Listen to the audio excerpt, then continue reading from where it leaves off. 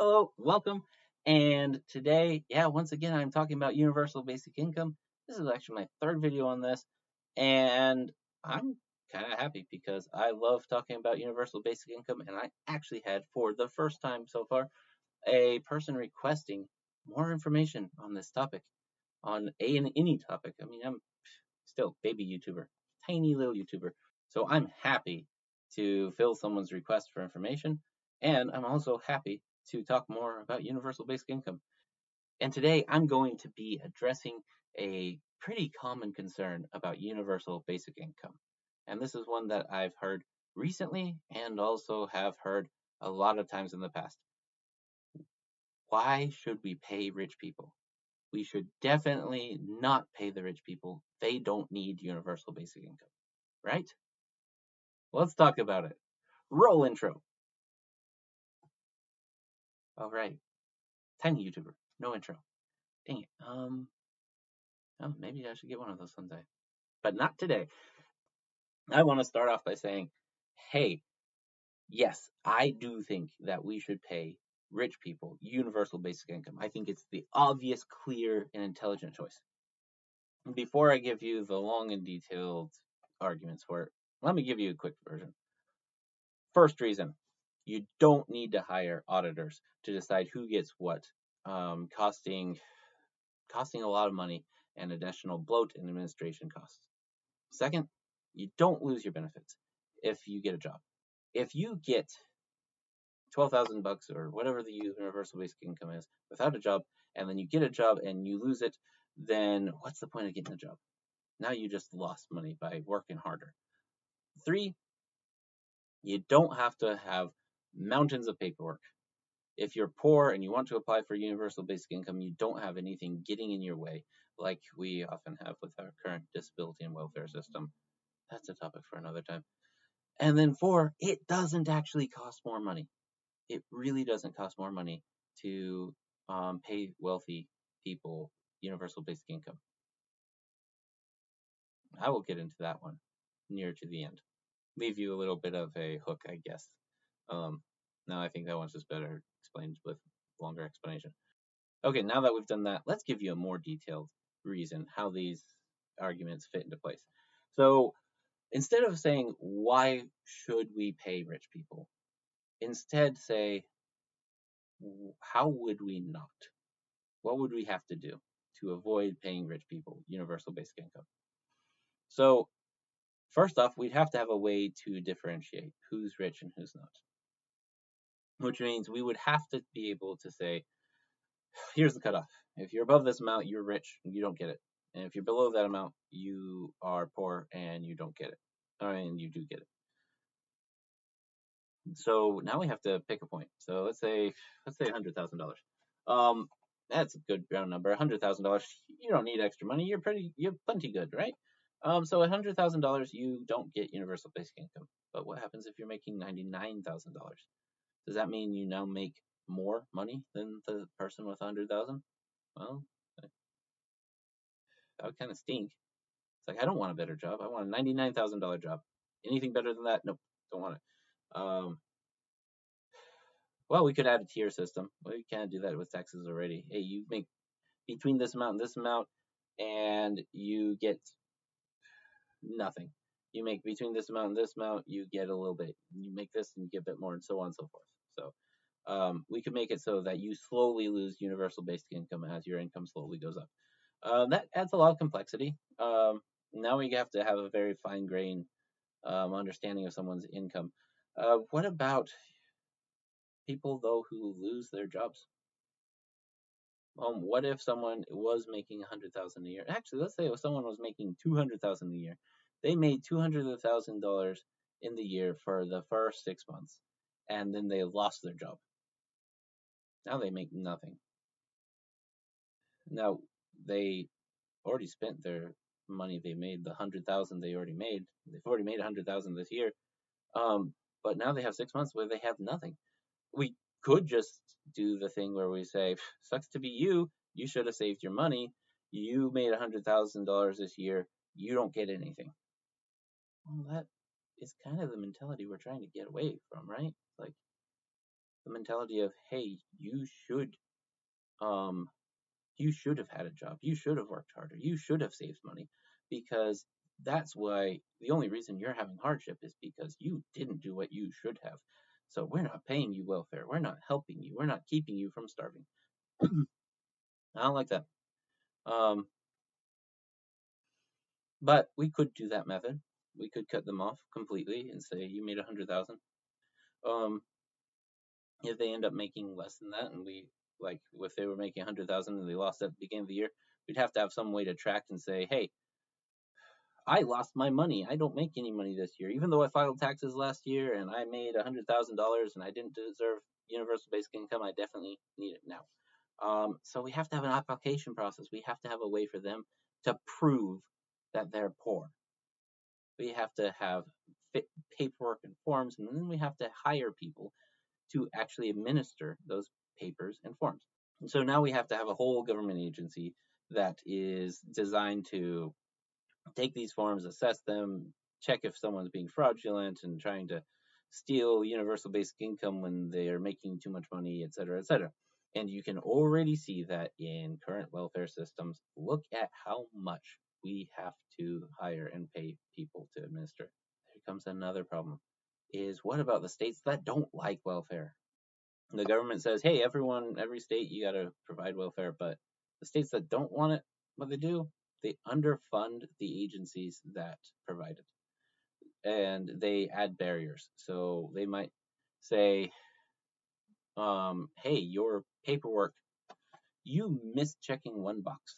You misspelled one thing. You wrote this in such a way that it's not perfectly designed the way that it's supposed to be. We're denying you. We're not giving you any universal basic income. Sorry, you don't get it. Or they, as I was saying, they underfund it, so they only have like one staff member who's supposed to process hundreds of thousands of applications, and so it takes months and months for your application to go through. And then if you combine the two, where it takes months before your application is even processed, and when they do process it, they turn it down for a small typo, and then you have to put it back in and wait for another few months. It's terrible. That's something we could try to prevent by having federal mandated hire this many employees, et cetera, et cetera. And now we've got a bigger and bigger organization with more and more paperwork and more rules. And there's a lot of room there for politicians to sneak in their little nerfs, you could say, their little ways to prevent this from actually getting to the people who need it. So anyways, we have a lot of government involvement, a lot of complexity, a lot of cost. And then we have the difficulty for those who really need it. A lot of times people who really need something like universal basic income, something like welfare, lack the ability to actually apply for these things. They lack the skills to understand the difference between one form and another, or where to look for the forms. So either we have to hire people who will work for them, seek them out, help them get their applications and their universal basic income, or we would just have to miss out on those people and kind of forget the purpose of universal basic income. Sorry, you don't know how to read or write, or you don't know how to get to the forms, you don't know how to turn them in, you don't have the certain skills available. Well, you're out of luck. You don't get to participate in the economy. So you've got all of this, and maybe if we keep hiring enough people and pay enough money and keep the agencies running enough, we can get the universal basic income to those who need it. We'll say to the poor, okay, because it's an easy word to say. We get universal basic income to the poor, but this is going to cost a lot. This is going to cost a lot of money to administer to all these people with these government agencies. But you know what? That's probably going to cost less, right? Like, having all these government agencies hired is going to cost less than paying all the rich people universal basic income that they don't need, right? Well, here's where that becomes false. Because who's going to be paying for the universal basic income? Clearly, it's not the people who are living off of it. You can't say, hey, we're paying you $1,000 a month to survive, and now you have to pay $1,000 a month in taxes to pay for universal basic income. No, it's actually going to be the richer people who pay the majority of the universal basic income. So you get someone who's making $1 million a year, and to pay for a income of, say, $1,000 a month, say they have to pay $4,000 a month to support universal basic income. Now, if we go with this system where only the poor people get paid, then we have a system where the rich person pays $4,000. $4,000 is out of their pocket, and then they actually have to, a lot of that money goes to the administration. So let's say maybe $500, right? So the rich person pays $4,000. 500 of it goes to a government organization to administer universal basic income, and 3,500 of it goes to actual universal basic income, actually providing people with money. What if instead we actually paid the rich person? So we could still charge the rich person the same amount, which would be $4,000, but we don't have to. We want $4,000 to leave the rich person's wallet, right?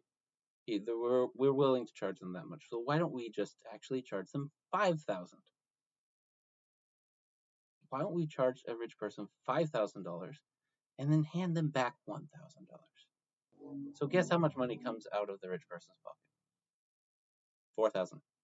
Only 4. Same cost to the rich person, and now we don't have that huge government agency that has to administer it. Now, instead of $3,500 of that going to the poor people, we have $4,000 of that going to the poor people, because we're not paying for government administration. We don't have to. Universal basic income, if it's done correctly, is very simple. Every person gets the check. You don't have to worry about who's making enough money, who's making this much or that much. You don't have to worry about a tier system. No, you don't have to worry about that. You don't have to worry about people saying, I don't want to get a job because then I lose my income. You lose my basic income. I don't want to work an extra hour because then I lose more money than I gain. By paying the rich people a universal basic income, by getting the rich people to pay themselves a universal basic income, all we are saying is we just want to keep this simple, cheap, straightforward, no difficulty, no confusion. Everyone gets their money. So we're not paying the wealthy if we have a actually universal basic income. We're paying ourselves. I don't care if you are rich or poor or whatnot. If I have the universal basic income being absolutely universal, it benefits me. It benefits me if I'm poor. It benefits me if I'm rich. It benefits me. If I'm rich, it doesn't cost me more to pay myself. If I'm poor, it definitely is nice to have. I have started making it a habit of mine to say, don't subscribe if you want more of this content, because there won't be. But honestly, it seems likely that I'll make more videos on universal basic income. So you like that idea? You can subscribe. Yay, the whole YouTube algorithm stuff, whatever, who cares? Actually, you know what? That's a lie. I care. It would be awesome to be a bigger YouTuber. But one way or another, thanks for listening. Tell me if you've got arguments against me. Tell me if I'm missing something. Tell me if you've got arguments to support it.